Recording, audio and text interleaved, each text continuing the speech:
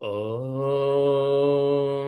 तच्छंयारवृणीमहे गातुं यज्ञाय गातुं यज्ञपतये दैवी स्वस्तिरस्तु नः स्वस्तिर्मानुषेभ्यः ऊर्ध्वं च गातु भेषजम् शन्नो अस्तु द्विपदे शञ्चतुष्पदे ॐ शान्तिः शान्तिः शान्तिः हरिः ॐ श्रीगुरुभ्यो नमः हरिः ॐ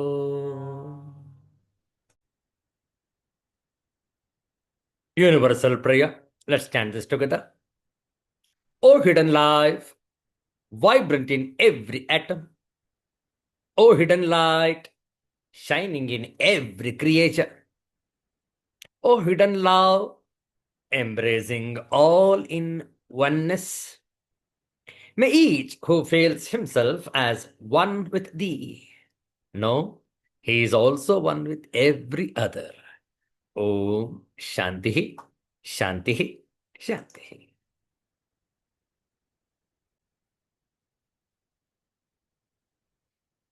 ಇಂದು ಶ್ರಾವಣ ಬಹುಳ ಅಷ್ಟಮಿ ಗೋಕುಲಾಷ್ಟಮಿ ಶ್ರೀ ಕೃಷ್ಣ ಜನ್ಮಾಷ್ಟಮಿ. ಅತ್ಯಂತ ಶ್ರೇಷ್ಠವಾದಂತಹ ಈ ಮಳೆಗಾಲದ ವಾತಾವರಣದಲ್ಲಿ ಶ್ರಾವಣ ಮಾಸ ಈ ಶ್ರೀ ಕೃಷ್ಣ ಜನ್ಮಾಷ್ಟಮಿಯ ದಿನದಂದು ರಂಗನಾಥಾಷ್ಟಕಂ ಇದರ ಪಾರಾಯಣ ಶ್ರದ್ಧೆಯಿಂದ ಆಲಿಸುವಂತವರಾಗಿ ರಂಗನಾಥಾಷ್ಟಕಂ. ಪದ್ಮಾದಿರಾಜೇ ಗರುಡಾದಿರಾಜೇ ವಿರಿಂಚಿರಾಜೇ ಸುರರಾಜರಾಜೇ ತ್ರೈಲೋಕ್ಯರಾಜೇ ಖಿಲಲೋಕರಾಜೇ ಶ್ರೀರಂಗರಾಜೇ ರಮತಾನ್ಮನೋ ಮೇ ಆನಂದರೂಪೇ ನಿಜಬೋಧರೂಪೇ ಬ್ರಹ್ಮಸ್ವರೂಪೇ ಶ್ರುತಿಮೂರ್ತಿರೂಪೇ ಶಶಾಂಕರೂಪೇ ರಮಣೀಯರೂಪೇ ಶ್ರೀರಂಗರೂಪೇ ರಮತಾನ್ಮನೋ ಮೇ ನೀಲಾಬ್ಜವರ್ಣೇ ಶಶಿಪೂರ್ಣವರ್ಣೇ ಕರ್ಣಾಂತನೇತ್ರೇ ಕಮಲಕಲತ್ರೇ ಶ್ರೀಮಂತರಂಗೇ ಜಿತಕೂರ್ಮರಂಗೇ ಶ್ರೀರಂಗರಂಗೇ ರಮತಾನ್ಮನೋ ಮೇ ಸಚ್ಚಿತ್ತಶಾಯಿ ಭುಜಗೇಂದ್ರಶಾಯಿ ನಂದಾಕುಶಾಯಿ ಕಮಲಾಕುಶಾಯಿ ಕ್ಷೀರಾಬ್ಧಿಶಾಯಿ ವಟಪತ್ರಶಾಯಿ ಶ್ರೀರಂಗಶಾಯಿ ರಮತಾನ್ಮನೋ ಮೇ ಲಕ್ಷ್ಮೀನಿವಾಸೇ ಜಗತಾಂ ನಿವಾಸೇ ಹೃತ್ಪದ್ಮವಾಸೇ ರವಿಬಿಂಬವಾಸೇ ಕ್ಷೀರಾಬ್ಧಿವಾಸೇ ಫಣಿಭೋಗವಾಸೇ ಶ್ರೀರಂಗವಾಸೇ ರಮತಾನ್ಮನೋ ಮೇ ಅಮೋಘನಿದ್ರೇ ಜಗದೇಕನಿದ್ರೇ ನಿದ್ರಾವನಿದ್ರೇಪಿ ಸಮುದ್ರನಿದ್ರೇ ಶ್ರೀಯೋಗನಿದ್ರೇ ಸುಖಭೋಗನಿದ್ರೇ ಶ್ರೀರಂಗನಿದ್ರೇ ರಮತಾನ್ಮನೋ ಮೇ ಬ್ರಹ್ಮಾದಿವಂದ್ಯೇ ಜಗದೇಕವಂದ್ಯೇ ವಂದೇ ಮುಕುಂದೇ ಚರಣಾರವಿಂದೇ ಗೋವಿಂದ ದೇವೇಖಿಲಲೋಕಲೋಲೆ ಶ್ರೀರಂಗದೇವೇ ರಮತಾನ್ಮನೋ ಮೇ ಕಾವೇರಿ ತೀರೆ ಕರುಣಾವಿಲೋಲೆ ಮಂದಾರಮಾಲೆ ಕೃತಚಾರುಪಾಲೆ ದೈತ್ಯಾಂತಕಾಲೆ ಖಿಲಲೋಕಲೀಲೆ ಶ್ರೀರಂಗಲೀಲೆ ರಮತಾನ್ಮನೋ ಮೇ ಶ್ರೀರಂಗಲೀಲೆ ರಮತಾನ್ಮನೋ ಮೇ ಶ್ರೀರಂಗಲೀಲೆ ರಮತಾನ್ಮನೋ ಮೇ. ಶ್ರೀರಂಗನಾಥ ಸ್ವಾಮಿ ಕಿ ಜಯ.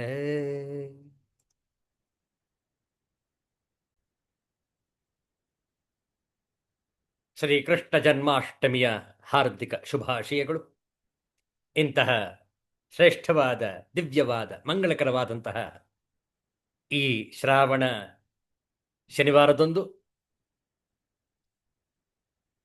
ಶ್ರೀಕೃಷ್ಣನ ಒಂದು ದಿವ್ಯವಾದ ಆನಂದಕರವಾದಂತಹ ಒಂದು ಭಜನೆಯನ್ನು ಹಾಡೋಣ.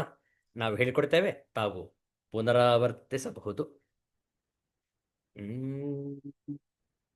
ಗೆಜ್ಜೆ ಕಟ್ಟಿ ಓಡಿ ಓಡಿ ಬಾರೋ,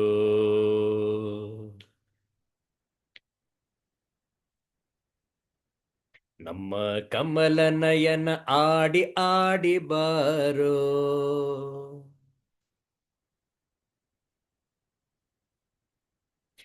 ನಿನ್ನ ಪುಣ್ಯ ಪಾದ ಅರಸಿ ಅರಸಿ ಬಂದೆ,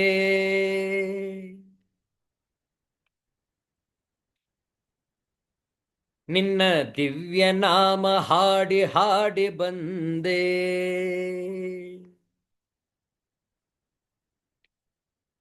ಓ ಗೆಜ್ಜೆ ಕಟ್ಟಿ ಓಡಿ ಓಡಿ ಬಾರೋ,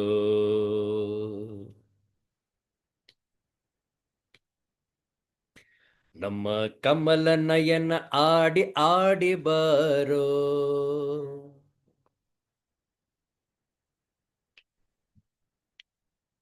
ದೇವಕಿ ನಂದನ ರಾಧಾ ಜೀವನ,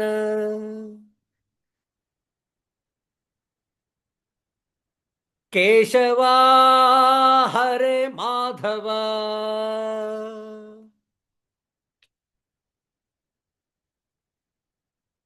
ಪೂತನಿ ಮರ್ದನ ಪಾಪ ವಿನಾಶನ,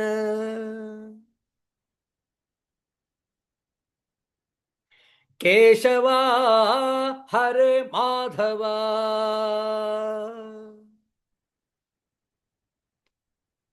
ಆ ಗೋಕುಲ ಬಾಲನೆ ಓಡಿ ಬಾರೋ,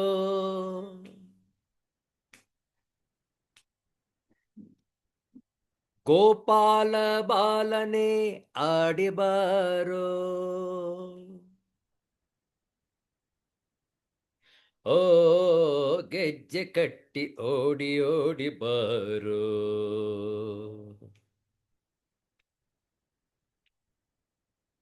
ನಮ್ಮ ಕಮಲ ನಯನ ಆಡಿ ಆಡಿ ಬಾರೋ,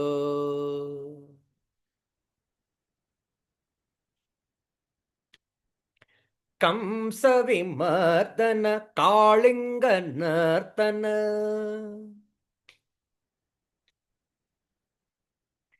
ಕೇಶವ ಹರೆ ಮಾಧವ,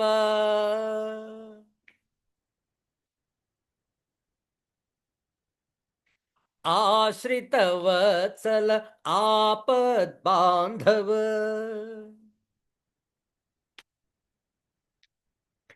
ಕೇಶವ ಹರೆ ಮಾಧವ,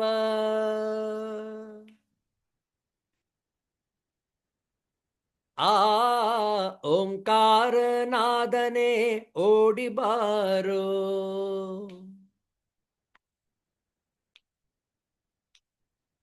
ಆನಂದ ಗೀತನೆ ಆಡಿ ಬಾರೋ, ಓ ಗೆಜ್ಜೆ ಕಟ್ಟಿ ಓಡಿ ಓಡಿ ಬಾರೋ,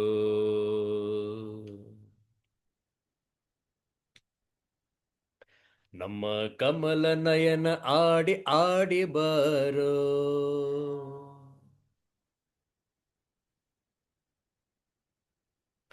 ಪಾಂಡವರಕ್ಷಕ ಪಾಪ ವಿನಾಶಕ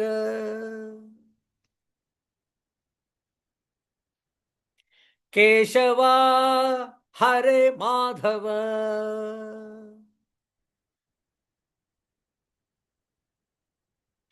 ಅರ್ಜುನ ರಕ್ಷಕ ಅಜ್ಞಾನ ನಾಶಕ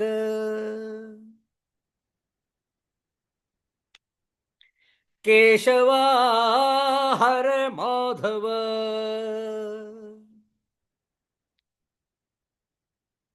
ಆ ಗೀತಾಮೃತನೆ ಓಡಿ ಬಾರೋ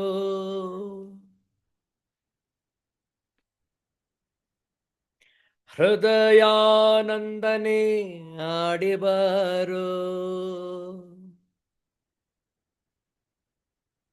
ಓ ಗೆಜ್ಜೆ ಕಟ್ಟಿ ಓಡಿ ಓಡಿ ಬಾರೋ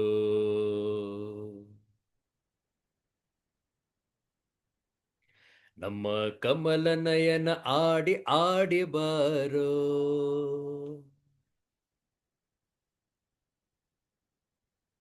ನಿನ್ನ ಪುಣ್ಯ ಪಾದ ಅರಸಿ ಅರಸಿ ಬಂದೆ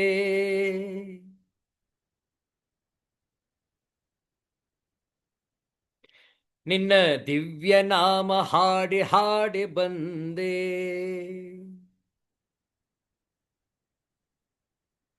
ಓ ಗೆಜ್ಜೆ ಕಟ್ಟಿ ಓಡಿ ಓಡಿ ಬಾರೋ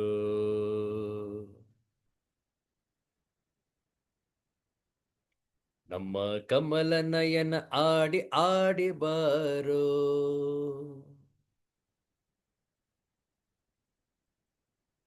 ನಮ್ಮ ಕಮಲ ನಯನ ಆಡಿ ಆಡಿ ಬಾರೋ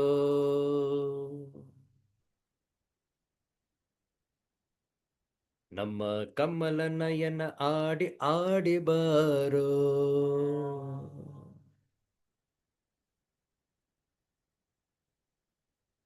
वृंदावन विहारी लाल की जय। सिद्धांत अवधूत चिंतन श्री गुरुदेव दत्त। जय जय रघुवीर समर्थ श्री सद्गुरुनाथ महाराज की जय। हर हर नमः पार्वती पतये हर हर महादेव ಶಂಭೋ.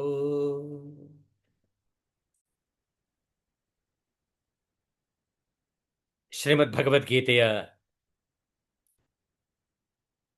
15ನೆಯ ಅಧ್ಯಾಯವನ್ನು ಅಧ್ಯಯನ ಮಾಡ್ತಾ ಇದ್ದೇವೆ. ತಮ್ಮದೇ ಆದಂತಹ ಗ್ರಂಥವಿದ್ದರೆ 15ನೆಯ ಅಧ್ಯಾಯವನ್ನು ತೆರೆಯುವುದು, 11ನೆಯ ಶ್ಲೋಕದಿಂದ ಪಾರಾಯಣ ಆರಂಭ. ಪ್ರತಿಯೊಂದು ಶ್ಲೋಕವನ್ನು ಕೂಡ ಹೇಳಿಕೊಡ್ತೇವೆ, ತಾವು ಪುನರಾವರ್ತಿಸಬಹುದು. ಓಂ ಶ್ರೀ ಪರಮಾತ್ಮನೇ ನಮಃ.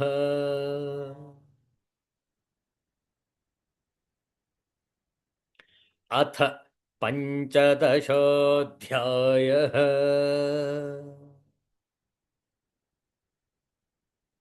ಪುರುಷೋತ್ತಮಯೋಗಃ.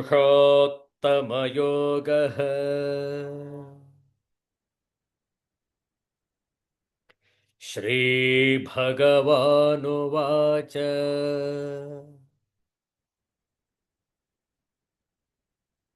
यतन्तो योगिनश्चैनं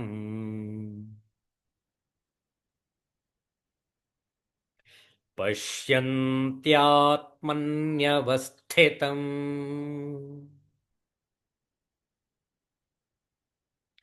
यतन्तोऽप्यकृतात्मानः नैनं पश्यन्त्यचेतसः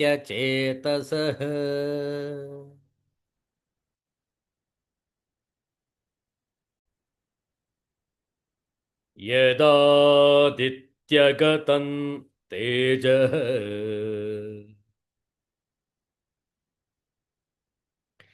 जगद्भासयतेऽखिलम् यच्चन्द्रमसि यच्चाग्निर्योगः चाग्नौ तत्तेजो विद्धि मामकम्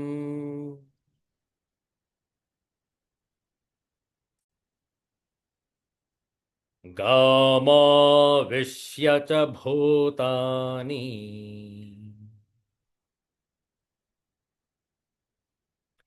धारयाम्यहमोजसा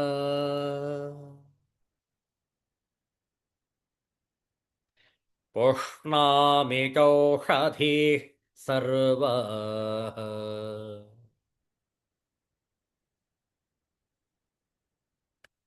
सोमो भूत्वा रसात्मकः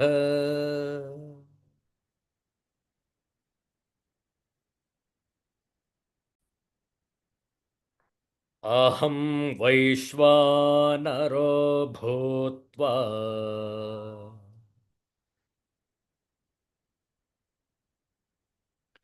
प्राणिनां देहमाश्रितः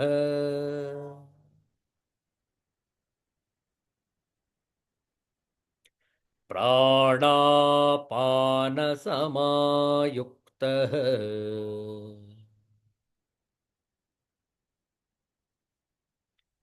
पचाम्यन्नं चतुर्विधम्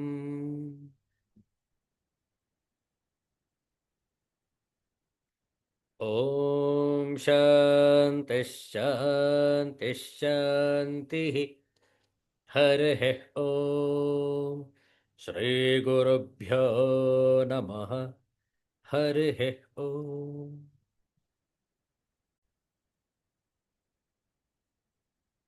ಜೈ ಶ್ರೀಕೃಷ್ಣ.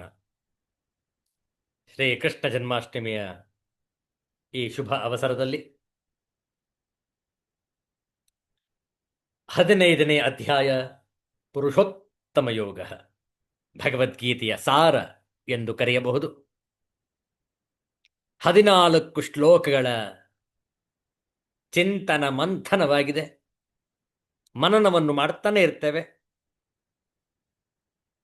ಈಗ 15ನೆಯ ಶ್ಲೋಕದ ಪ್ರವೇಶ. ಈಗಾಗಲೇ ನೋಡಿದ್ದೇವೆ. ಸೂರ್ಯ, ಚಂದ್ರ, ಅಗ್ನಿ, ವೈಶ್ವಾನರ ಅಗ್ನಿ ಆಗಿ ಭಗವಂತನೇ ಎಲ್ಲವನ್ನೂ ಕೂಡ, ಸರ್ವವನ್ನೂ ಕೂಡ ನಿರ್ವಹಿಸುತ್ತಿದ್ದಾನೆ. ಭಗವಂತ ಎಷ್ಟು ಸಮೀಪವೆಂದರೆ ನಮ್ಮ ಹೃದಯದಲ್ಲೇ ಇದ್ದಾನೆ. ನಾವು ಮನಸ್ಸನ್ನು ಶೋಧಿಸಬೇಕು.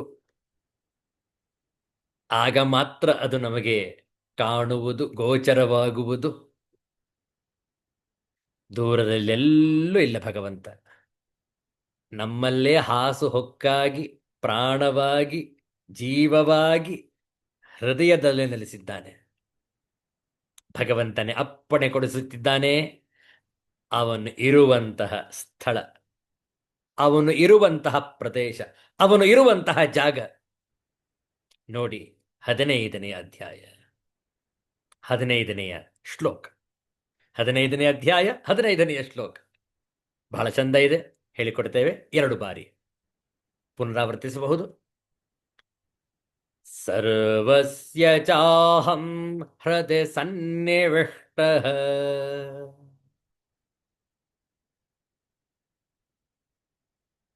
ಮತ್ತಃ ಸ್ಮೃತಿರ್ಜ್ಞಾನಮಪೋಹನಂಚ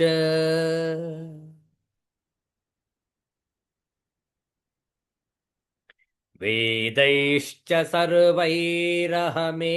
ವೇದ್ಯಃ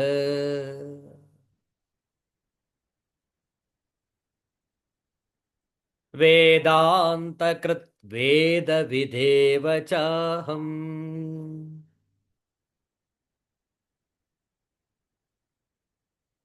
ಸರ್ವಸ್ಯ ಚಾಹಂ ಹೃದಯ ಸನ್ನಿವಿಷ್ಟಃ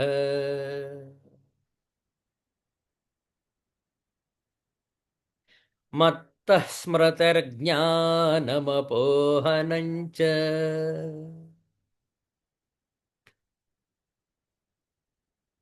ವೇದೈಶ್ಚ ಸರ್ವೈರಹಮೇವ ವೇದ್ಯಃ.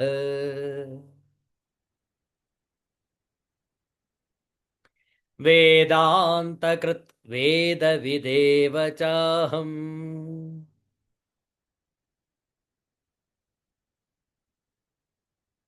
ಬಹಳ ಸುಂದರವಾಗಿದೆ. ಈ ಶ್ಲೋಕದ ಹಿಂದಿಯ ಹಾಗೂ ಆಂಗ್ಲ ಭಾಷೆಯ ಅನುವಾದವನ್ನು ಮೊದಲು ನೋಡೋಣ. मैं प्रत्येक जीव के हृदय में आसीन हूं और मुझसे ही स्मृति, ज्ञान तथा विस्मृति होती है. मैं ही वेदों के द्वारा जानने योग्य हूं. निस्संदेह मैं वेदांत का संकलन करता तथा समस्त वेदों का जानने वाला हूं.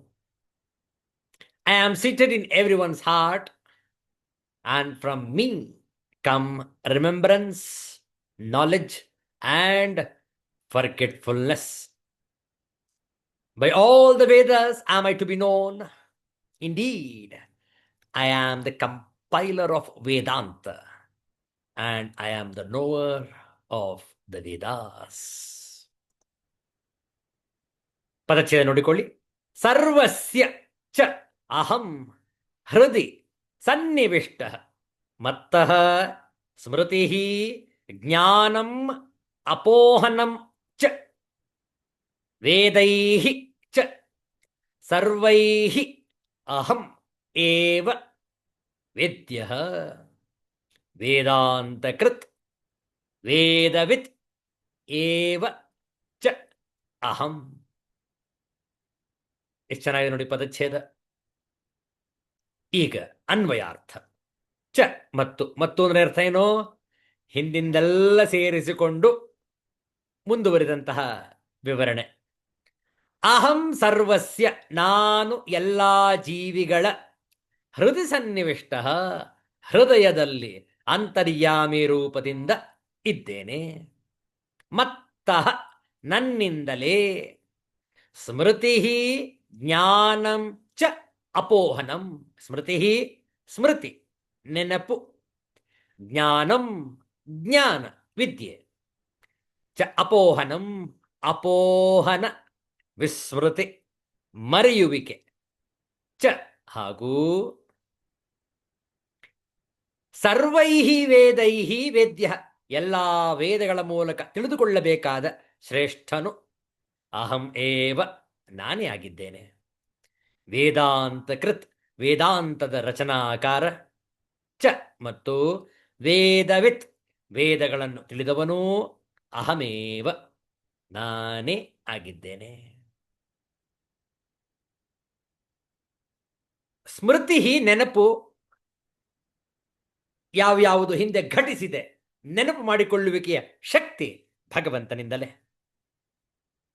ವಿದ್ಯೆ ಜ್ಞಾನ ದೊರಕುವುದು ಕೂಡ ಭಗವಂತನ ಅನುಗ್ರಹದಿಂದಲೇ. ಅಪೋಹನ, ಅಪೋಹನ ಮರೆಯುವಿಕೆ. ನೋಡಿ, ವಿಚಾರಗಳ ಮೂಲಕ ಬುದ್ಧಿಯಲ್ಲಿರುವ ಸಂಶಯ, ವಿಪರ್ಯಾಸ ಮುಂತಾದ ದೋಷಗಳನ್ನು ಹೋಗಲಾಡಿಸುವುದರ ಹೆಸರು ಅಪೋಹನಂ. ಎಷ್ಟು ಚೆನ್ನಾಗಿದೆ ನೋಡಿ. ಮರೆಯುವಿಕೆ ಅಂತಂದ್ರೆ ಸುಮ್ಮನೆ ಯಾವುದೋ ಒಂದು ವಿಷಯವನ್ನು ಮರೆತಿದ್ದೇವೆ ಅಂತ ಅರ್ಥ ಅಲ್ಲ. ಬುದ್ಧಿಯಲ್ಲಿರುವ ಸಂಶಯ, ವಿಪರ್ಯಾಸ, ಇಂತಹ ದೋಷಗಳನ್ನು ಮರೆಸುವಿಕೆ ಭಗವಂತನ ಶಕ್ತಿ. ಹೀಗೆ ಭಗವಂತ ಹೃದಯದಲ್ಲೇ ನೆಲೆಸಿದ್ದಾನೆ. ಭಗವಂತನೇ ಸ್ಮೃತಿ ಜ್ಞಾನ ಅಪೋಹನವನ್ನು ಕೂಡ ಮಾಡ್ತಾ ಇದ್ದಾನೆ. ಆತನೇ ವೇದಾಂತಕರ್ತಾಗಿದ್ದಾನೆ. ಅದೇ ಅವನೇ ವೇದವಿತ್ ಆಗಿರುತ್ತಾನೆ. ಎಷ್ಟು ಚಂದ ಇದೆ ನೋಡಿ. ಇದರ ಒಟ್ಟು ಸಾರಾಂಶ ಹೀಗಿದೆ. ಈ ಶ್ಲೋಕದ ಒಟ್ಟು ಸಾರಾಂಶ. ಆನಂತರ ಶಾಂಕರ ಭಾಷ್ಯವನ್ನು ನೋಡೋಣ. ನಾನು ಸಮಸ್ತ ಪ್ರಾಣಿಗಳ ಹೃದಯದಲ್ಲಿ ನೆಲೆಸಿದ್ದೇನೆ. ಮಾನವರಲ್ಲಿ ಸ್ಮರಣ ಶಕ್ತಿ, ಜ್ಞಾನ ಶಕ್ತಿ ಮತ್ತು ಅಪೋಹನ ಶಕ್ತಿ, ಮರೆವನ್ನು ಉಂಟು ಮಾಡುವ ಶಕ್ತಿ ನನ್ನಿಂದಲೇ ಉಂಟಾಗುತ್ತವೆ. ಸಕಲ ವೇದಗಳ ಲಕ್ಷ್ಯವೂ ಮನುಷ್ಯರಿಗೆ ಜ್ಞಾನವನ್ನು ಹೆಚ್ಚಿಸಿ ವೈರಾಗ್ಯವನ್ನು ಉಂಟು ಮಾಡಿ ಪರಮಾತ್ಮನಾದ ನನ್ನ ಅರಿವು ಮೂಡಿಸುವುದೇ ಆಗಿದೆ. ನಾನೇ ವೇದಗಳ ಮೂಲಕ ಅರಿಯಲ್ಪಡತಕ್ಕವನು. ನಾನೇ ವೇದಾಂತಗಳ ಕರ್ತೃ ಮತ್ತು ವೇದಗಳನ್ನು ಬಲ್ಲವನೂ ಆಗಿದ್ದೇನೆ. ಸ್ಮರಣ, ಜ್ಞಾನ, ಅಪೋಹನ ಶಕ್ತಿಗಳ ಸಹಿತ ಶರೀರದಲ್ಲಿ ನಡೆಯುವ ಉಸಿರಾಟ, ರಕ್ತ ಪರಿಚಲನೆ, ಪಚನಕ್ರಿಯೆ, ಮಲವಿಸರ್ಜನೆ, ನರಮಂಡಲ ವ್ಯವಸ್ಥೆ, ದುಗ್ಧರಸ ವ್ಯವಸ್ಥೆ, ರೋಗ ನಿರೋಧಕ ಶಕ್ತಿ ಮುಂತಾದ ಅನೈಚ್ಛಿಕ ಕ್ರಿಯೆಗಳೆಲ್ಲವೂ ಪವಾಡವೆಂಬಂತೆ ಅತ್ಯದ್ಭುತವಾಗಿ ತಮ್ಮಷ್ಟಕ್ಕೆ ತಾವೇ ಸುವ್ಯವಸ್ಥಿತವಾಗಿ ನಡೆಯುವುದು ಪರಮಾತ್ಮನ ಅಂತರ್ಯಾಮಿಯಾಗಿ ಶರೀರದಲ್ಲಿ ನೆಲೆಸಿರುವುದರಿಂದಲೇ. ಈ ಪವಾಡ ಸದೃಶ ಕ್ರಿಯೆಗಳ ವಿಚಾರವನ್ನು ಪುನಃ ಪುನಃ ವಿಚಾರ ಮಾಡಬೇಕು. ಮನನ ಮಾಡುವುದರಿಂದ ಭಗವಂತನ ಯೋಗ ಶಕ್ತಿಯ ಅರಿವಾಗುವುದು. ಹೌದಲ್ಲ? ಈ ಶ್ಲೋಕದ ಶಾಂಕರ ಭಾಷ್ಯವನ್ನು ನೋಡೋಣ. ಸರ್ವಸ್ಯ ಚಾಹಂ ಹೃದಯ ಸನ್ನಿವಿಷ್ಟ ಕಿಂಚ ಸರ್ವಸ್ಯ ಪ್ರಾಣಿಜಾತಸ್ಯ ಅಹಂ ಆತ್ಮ ಸನ್ ಹೃದಯ ಬುದ್ಧೌ ಸನ್ನಿವಿಷ್ಟ ಅತಃ ಮತ್ತಃ ಆತ್ಮನಃ ಸರ್ವಪ್ರಾಣಿನಾಂ ಸ್ಮೃತಿ ಜ್ಞಾನಂ ತತ್ ಅಪೋಹನಂ ಅಪಗಮನಂ ಚ ಯಥಾ ಪುಣ್ಯಕರ್ಮಣಾಂ ಪುಣ್ಯಕರ್ಮಾನುರೋಧೇನ ಜ್ಞಾನಸ್ಮೃತಿ ಭವತಃ ತಥಾ ಪಾಪಕರ್ಮಾಣಾಂ ಪಾಪಕರ್ಮಾನುರೂಪೇಣ ಸ್ಮೃತಿಜ್ಞಾನಯೋಃ ಅಪೋಹನಂ ಅಪಗಮನಂ ಚ ವೇದೈಶ್ಚ ಸರ್ವೈಃ ಅಹಮೇವ ಪರಮಾತ್ಮಾ ವೇದ್ಯಃ ವೇದಿತವ್ಯಃ ವೇದಾಂತಕೃತ್ ವೇದಾಂತಾರ್ಥ ಸಂಪ್ರದಾಯಕೃತ್ ಇತ್ಯರ್ಥಃ ವೇದವಿತ್ ವೇದಾರ್ಥವಿತ್ ಏವ ಚ ಅಹಂ. ಪ್ರತಿಯೊಂದು ಜೀವರಾಶಿಗೂ ನಾನು ಆತ್ಮನಾಗಿ ಹೃದಯದಲ್ಲಿ ಬುದ್ಧಿಯಲ್ಲಿ ಇರುತ್ತೇನೆ. ಬುದ್ಧಿ ಪ್ರತ್ಯಯಗಳಿಗೆ ಸಾಕ್ಷಿಯಾಗಿರುತ್ತೇನೆ. ಆದ್ದರಿಂದ ಆತ್ಮನಾದ ನನ್ನಿಂದಲೇ ಎಲ್ಲ ಪ್ರಾಣಿಗಳಿಗೂ ನೆನಪು, ಅರಿವು, ಅವುಗಳ ಅಪೋಹನವೂ ಹೋಗಿಬಿಡುವುದು ಆಗುತ್ತಿರುವುವು.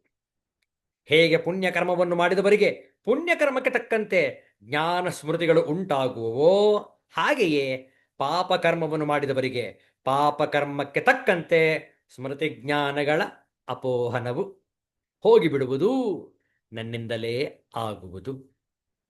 ಕರ್ಮಗಳಿಗೆ ಅನುಗುಣವಾಗಿ ಜ್ಞಾನ ಸ್ಮೃತಿಗಳಾಗುವುದಾದರೂ ಕರ್ಮಕ್ಕೆ ಫಲವನ್ನು ಕೊಡುವವನು ಈಶ್ವರನೇ ಎಂದು ಬ್ರಹ್ಮಸೂತ್ರದಲ್ಲಿ ವ್ಯಾಸ ಮಹರ್ಷಿಗಳು ಉಲ್ಲೇಖ ಮಾಡಿದ್ದಾರೆ.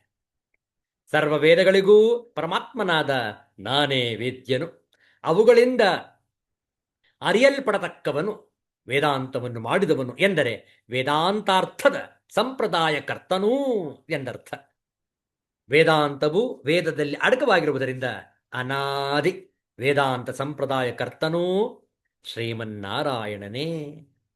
ವೇದವಿದನೂ ವೇದಾರ್ಥವನ್ನು ಬಲ್ಲವನೂ ನಾನೇ. ವೇದಕ್ಕೆ ಆವಿರ್ಭಾವವನ್ನು ಕೊಡುವ ಪರಮಾತ್ಮನೇ ಅದರ ಅರ್ಥವನ್ನು ಸರಿಯಾಗಿ ಬಲ್ಲವನು ಎಂಬುದು ಸ್ಪಷ್ಟ. ವೇದಾಂತ ಸಂಪ್ರದಾಯ ಕರ್ತೃವಾದ ಗುರುವು ಅದನ್ನು ಅರಿತುಕೊಳ್ಳುವ ಶಿಷ್ಯನು ನಿಜವಾಗಿ ಪರಮಾತ್ಮನೇ ಎಂಬ ಅಭಿಪ್ರಾಯವನ್ನು ನಾವು ಅರ್ಥೈಸಿಕೊಳ್ಳಬಹುದು. ಇಂತಹ ಸುಂದರವಾದ ಶ್ರೇಷ್ಠವಾದಂತಹ ಈ 15ನೆಯ ಶ್ಲೋಕವನ್ನು ನಾವು ಮನನ ಮಾಡಿದ್ದೇವೆ. ಇದರ ಹಿಂದಿಯ ಭಾವಾನುವಾದವನ್ನು ಕೂಡ ವ್ಯಾಖ್ಯಾನವನ್ನು ಕೂಡ ನೋಡೋಣ.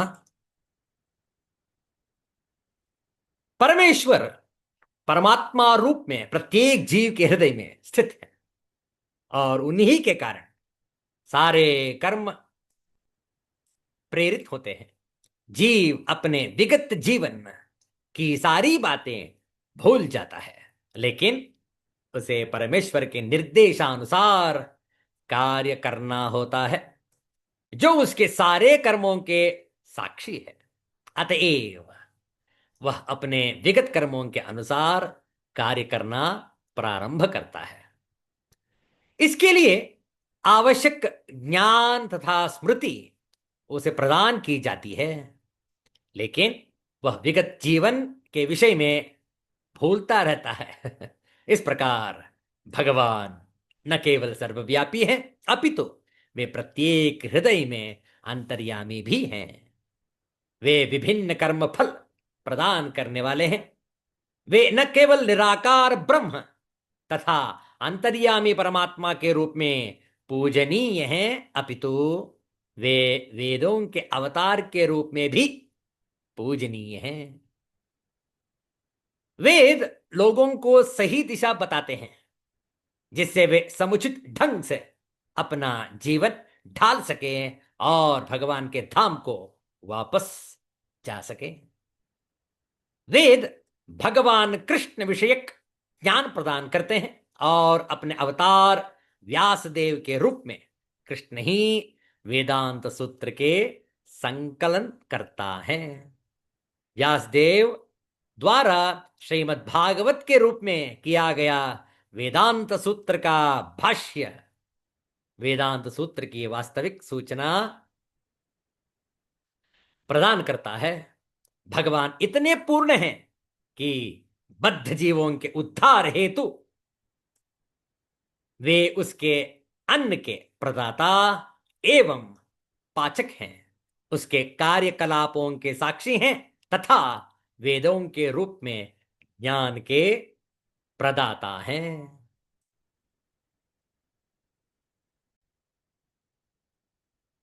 वे भगवान श्री कृष्ण के रूप में श्री कृष्ण के रूप में भगवत गीता के शिक्षक हैं। वे बद्ध जीव द्वारा पूज्य हैं। इस प्रकार ईश्वर सर्व कल्याणप्रद तथा सर्व दयामय हैं। अंतः प्रविष्ट शास्ता जनाना, जीव जो ही अपने इस शरीर को छोड़ता है, इसे भूल जाता है, लेकिन परमेश्वर द्वारा प्रेरित होने पर वह फिर से काम करने लगता है। यद्यपि जीव भूल जाता है, लेकिन भगवान उसे बुद्धि प्रदान करते हैं, जिससे वह अपने पूर्व जन्म के अपूर्ण कार्य को फिर से करने लगता है। अतएव जीव अपने हृदय में स्थित परमेश्वर के आदेशानुसार इस जगत में सुख या दुख का केवल भोग ही नहीं करता है, अपितु उनसे वेद समझने का अवसर भी प्राप्त करता है। यदि कोई ठीक से वैदिक ज्ञान पाना चाहे तो कृष्ण उसे आवश्यक बुद्धि प्रदान करते हैं। वे किस लिए वैदिक ज्ञान प्रस्तुत करते हैं?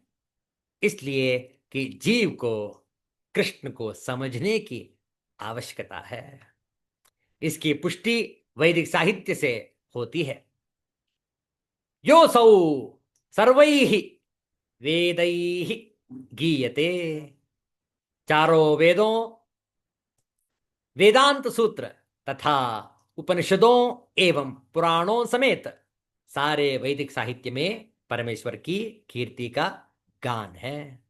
उन्हें वैदिक अनुष्ठानों द्वारा, वैदिक दर्शन की व्याख्या द्वारा तथा भगवान की भक्तिमय पूजा द्वारा प्राप्त किया जा सकता है।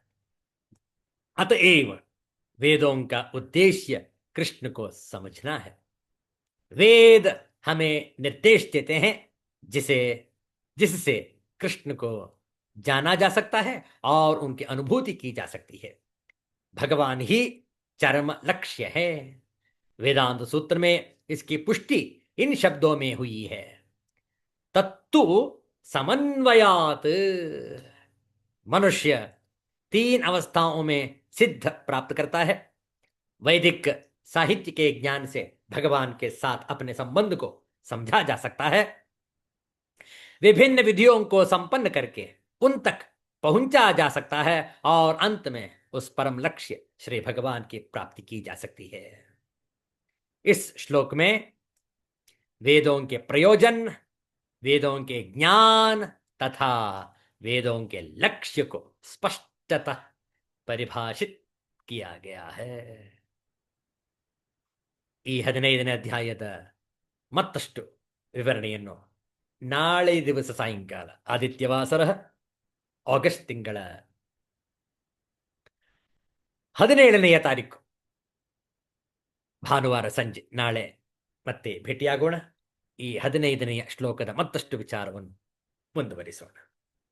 ಶಾಂತಿ ಮಂತ್ರ. ಓಂ ಪೂರ್ಣಮದಃ ಪೂರ್ಣಮಿದಂ ಪೂರ್ಣಾತ್ ಪೂರ್ಣಮುದಚ್ಯತೆ ಪೂರ್ಣಸ್ಯ ಪೂರ್ಣಮಾದಾಯ ಪೂರ್ಣಮೇವಾವಶಿಷ್ಯತೆ. ಓಂ ಶಾಂತಿ ಶಾಂತಿ ಶಾಂತಿ. ಹರಿ ಓಂ ಶ್ರೀ ಗುರುಭ್ಯೋ ನಮಃ. ಹರಿ ಓಂ. ಮತ್ತೆ ಭೇಟಿಯಾಗೋಣ. ಎಲ್ಲರಿಗೂ ಒಳಿತಾಗಲಿ, ಎಲ್ಲರಿಗೂ ಶುಭವಾಗಲಿ. ಜೈ ಶ್ರೀ ಗುರುದೇವ ದತ್ತ.